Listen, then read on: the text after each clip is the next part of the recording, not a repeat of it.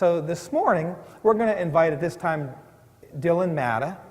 If you want to make your way up here, I'm going to invite one of the finest young men of our church. I'm so blessed to know Dylan, and Dylan is going to tell us a little bit about his mission trip to Guyana, and he's going to give a little intro of that trip, and after that he has a beautiful 15-minute little picture presentation where you get to see the sights and sounds, taste and see and touch what Dylan actually experienced. So my friend, head on off to the lectern.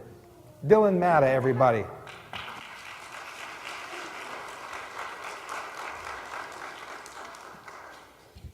Good morning. I don't know how I top that. Thank you for the wonderful introduction. I hope to be as half a good a speaker as that man right there. Well, Guyana, South America. That's right, South America, not Africa, just for the record. I want to try to describe this trip to you as best as I can. It's going to be a little hard because it's one of those things that you have to be in, and it's like you had to have been there kind of thing. But I'll try to describe it as best I can. Before I do that, I have a lot of people, things, and groups that I need to thank. First and foremost, I want to thank the Lord. 2016, 2017 have been some of the most life-changing years of my life. I've gone through a few years of college. I think I can say almost I'm a man now, so it's been a ride, and I thank the Lord for the instruction, the words in the Bible that are there for me, and so I just thank you so much. And I want to thank my family, who is actually, much of them are here with me today. Thank you for making the trip. I first and foremost want to thank my mom. Obviously, without my mom, I wouldn't be here, so thanks for giving birth to me. Not only did she do that, she has taught me so many things. I could give a whole sermon on the way she's taught me, helped me to be a man, and helped me to be a good human being overall. She taught me mostly how to drive. She taught me how to respect women, how to respect everybody, just men too. And she's taught me how to be true, how to be honest, that in the face of evil, in the face of people, denouncing my faith or denouncing me for who I am, she said to always be true to yourself, and no matter what, just stick to your guns always. So thank you for that. I want to thank my dad as well. My dad taught me how to be a man. He's a good, my mom and dad are both good husband and wives together. They go through their battles, everyone does. But I think my dad is a great example for how to be a great husband. He's gone through a lot in his life, but he found my mom at the age he did, and they've had a wonderful marriage together, and I've learned so much from their marriage, their interactions together, and just how in love with Christ they are. So thank you. And I want to thank my brother as well. My brother's always there when we want to, when we joke with my mom. Sometimes it's a little harsh, I'm sorry. But when we joke around, when we're in various situations, he's always there for me. And we fought a lot as younger kids, but you siblings will learn as you grow up. When you get older, you become two peas in a pod, and you really just learn to stick together and get through the tough battles together. So thank you, Jordy. I again thank my family for being here. And I want to thank Pastor Allen. I know I already thanked him for the introduction, but he's given me a lot of good advice throughout the years. Most of the advice, the way it would go is I'd be at like the 30-hour famine or some other thing. He'd go, Dylan. I'd go, oh, shoot, what did I do this time? Crap. And then he'd just kind of give me some advice. And for the most part, I wouldn't think about it initially. And I'd say, well, why would he say something like that? And then I would think about it a week later, a month later, or a few years later and think, wow, that's some of the best advice I've ever received, and it was at such a good time in my life, too, so I thank you. I want to thank Miss Heather McGarvey. I know she's not here right now. She's gone, and I understand she was here in February, and I missed her, unfortunately. But she taught me a lot of things. I was able to be a youth student under her. She taught me more about Christ than I thought I knew, and a lot of different ways to look at the Bible, and how to be a good missionary. I think I definitely learned from her because she went to Romania herself. I want to thank Mr. Justin Pearl. I know he's not here right now. I was going to make a joke about the Bruins and how they got out in 6, but he's not here. Can we actually have a round of applause for Mr. Justin Pearl? He does so much for this church.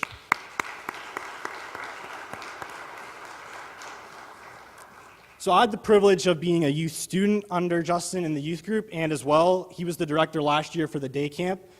And I've learned so much from him. One experience that comes to mind is during the day camp last year, I forget where we were playing, but the one bush, the thorny bush that's over there, used to have hornets, and he got bit right on the lip. And if that were me, I would have come in and just started cursing, and I don't know what would have happened. But we were in the kitchen. He comes in. He's like beet red, and I was like, is it sunburn or what is it? And I could tell he was flustered. He comes in, and he said, so-and-so did this, pouted. He went off to the bush to try to like calm him down. And he just started making all these sarcastic jokes. And he's like, thanks this and thanks that.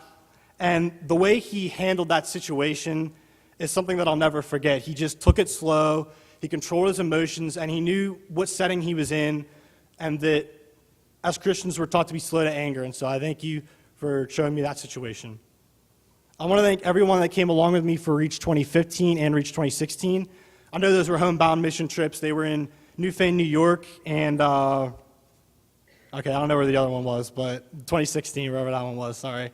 But I know they were homebound, but I've learned a lot from these mission trips. I learned how to give wholly of yourself to others and just go for it.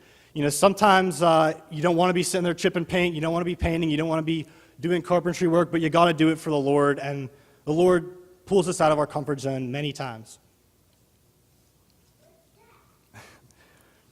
And I just as well want to thank everyone for being here. Thank you for the wonderful time and for allowing me to be here in this wonderful church.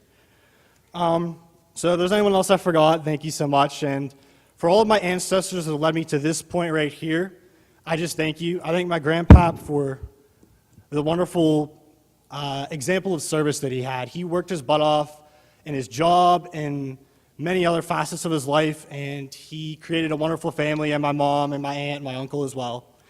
And I think my work ethic and my hard work comes from him, so I thank you for that. I as well want to thank my great-grandma Matta, who passed away a few years ago.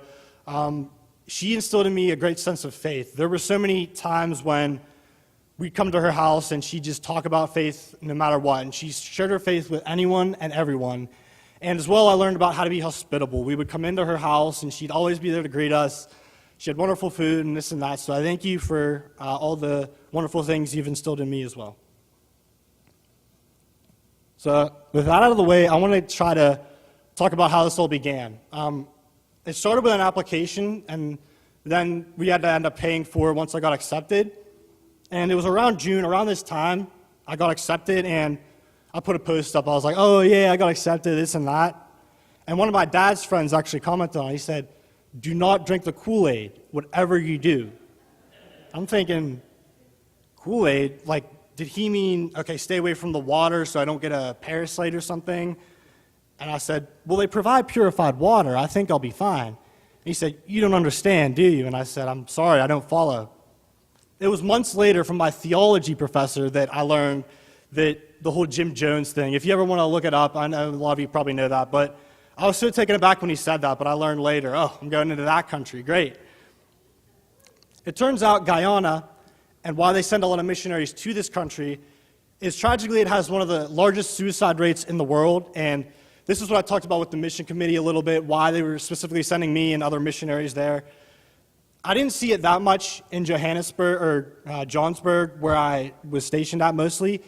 The people there were lively, fun, and you'll see maybe a little bit of that here.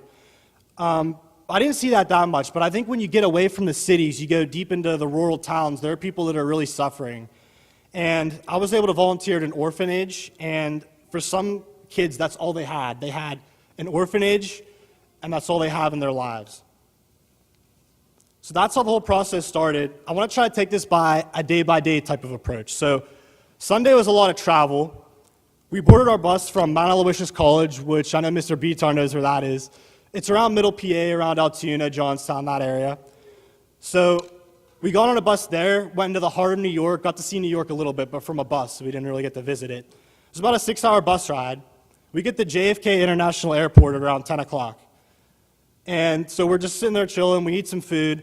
We get our tickets, and wait a second, did I read that right? Our tickets, our flight's at 1:25 a.m. Oh, Lord, help me. So much of the other missionaries, as they boarded the flight, they were able to sleep, but I can't sleep sitting up. It was rough. So most of us, and me included, were running on little sleep. We finally touched down in Guyana at this beautiful airport. There's green, lush grass everywhere, but one thing that was noticeable, it was hot, humid, and there were mosquitoes everywhere. But luckily, we were right into an airport, the Chegi Jagan, I believe is called airport. And from there were fans everywhere, but it was hot. It was definitely a different climate, and I think you'll get a little sense of that here. So we finally got through. We get on a tour, and we had a bunch of different van drivers that would take us throughout Guyana. And we took a tour on that Sunday, and it was really rough. A lot of us had no sleep, and we were just trying to stay awake as he's going over the capital and various places we might be visiting, and then finally the orphanage. And it was rough. So we got back to our resort, the St. Paul Retreat Center is what it was called, and we all just crashed for a few hours. So that was most of that day. Monday was our first real day of service. Now, as I was describing to some people, I thought as I would go to this country that I would be maybe building a well, doing other intangible things. At Reach, I built a wooden ramp, and maybe I would be doing something of that sort. But what I ended up doing was a bunch of different stuff. Maybe it's hard to describe, more conversational type of things, and just being there and showing my love and teaching, and more of a learning type of aspect. So that Monday, we got to go to the Mercy Wing School, which is a school for some people. They go there, and then they go back to the orphanage, and that's all they have. They have no families. Some people, they go there, they go back to their families, they have food on the table, and others don't. We were able to volunteer, and you'll see in some of the pictures, I taught a little bit. My major is history and poli-sci. I had to teach a little bit of science. It was a little out of my comfort zone, but it was a fun time. I don't really think in my professional career I'd want to be a teacher, but I taught a little bit there, and I think it was pretty fun. Their classrooms are a lot different, and everything's all open there, and it was interesting to see how they serve lunch, too. They have a few designated people that grab plates and pass out to the rest of the kids, so I think that was good comradeship and of that sort. So Monday we were able to volunteer there. We did a lot of teaching, and we noticed that the school could have got some work done. There was some stuff we could do service-wise there, possibly, if it came down to it. So we came back, and we had a little bit, an hour left or so, and it was finally time to meet the kids. And I thought we were going back to the retreat center to relax a little bit, and they said, no, we're going to the St. John Bosco's orphanage. And I said, oh, here we go. So we drive there, we get there, and I get out, and I'm like, okay, well, maybe there's just a few kids. This shouldn't be too bad. Nope, I was wrong. They all started hounding me, all of us missionaries, they're all around us. And you could tell they were so excited to see us, and we fed off that energy. It was a really cool moment. At first, I was really nervous. I was like, well, what if they don't like me? What if I say something wrong and I get yelled at for it? What if I say something that upsets them? I wanted to broaden their heart and show my light in the best way I could. It was a good time. We got to meet them at first, and then we sadly had to leave. And the next Tuesday, I got to go into a hospital, the St. Joseph Mercy Hospital.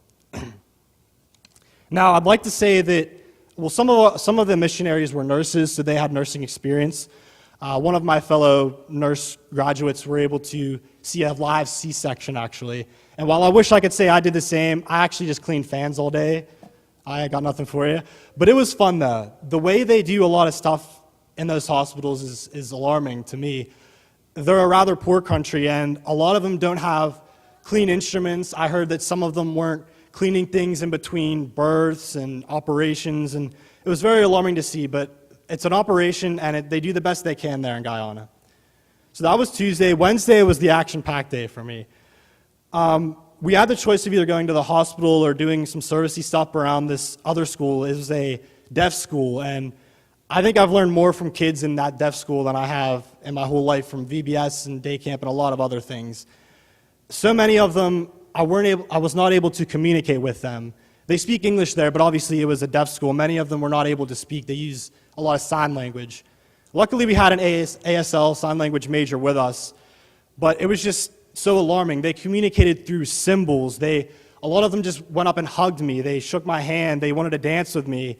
And it was just so crazy to just think of interactions and conversations in that different way. You'll see in some of the pictures here, I ended up doing a little bit of service stuff. We ended up painting a basketball hoop blue, and they were happy for that. I got to paint a yellow swing that I ended up getting paint all over my shorts from. My mom knows about this. And it was such a great experience, and I'll tell you a story later from that day. So we got to do a little bit of servicey stuff. We got back to the Mercy Wing School later that day and did I think we fixed a basketball hoop there. And then we went and visited the kids at the orphanage, and I got to play some football and a lot of other various stuff at this little playground they have there. And Thursday was a sad day because we knew it would be our last service day, and we weren't ready to leave the kids. I know the Wednesday before, I actually tried not to cry a little bit because there was this one kid that you'll see later. I'm in a few pictures with him, named Daniil, and I really grew to love that kid, honestly. If I could adopt him, honestly, I would.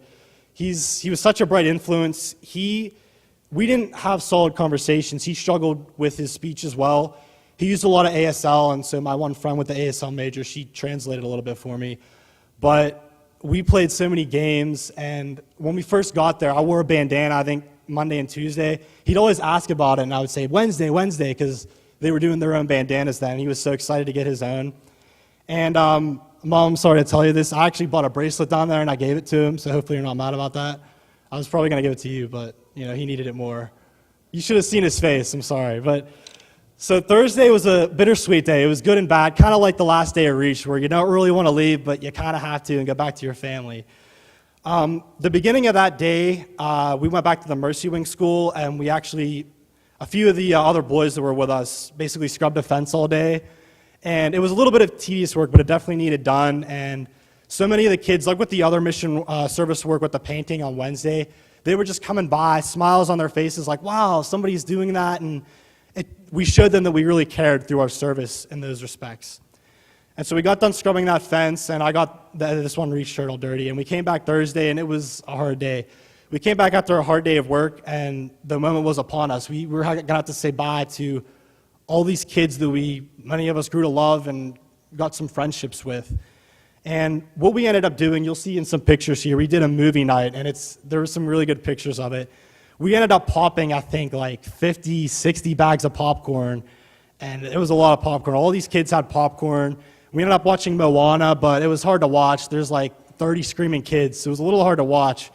But it was a good experience. It was amazing, and then the time came for us to leave, and honestly, I really struggled with it. I struggled to hold back tears, but somehow I did not make a fool of myself, I guess.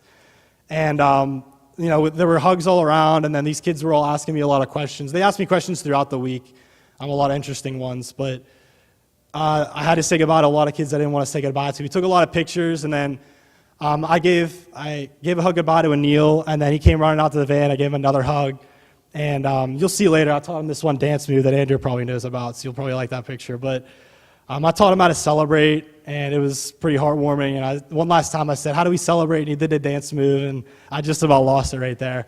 So Thursday was a pretty bad day. We got back, and we were all just drained. Like, we're not going to see these kids for a while, and probably not ever, because some of them were seniors.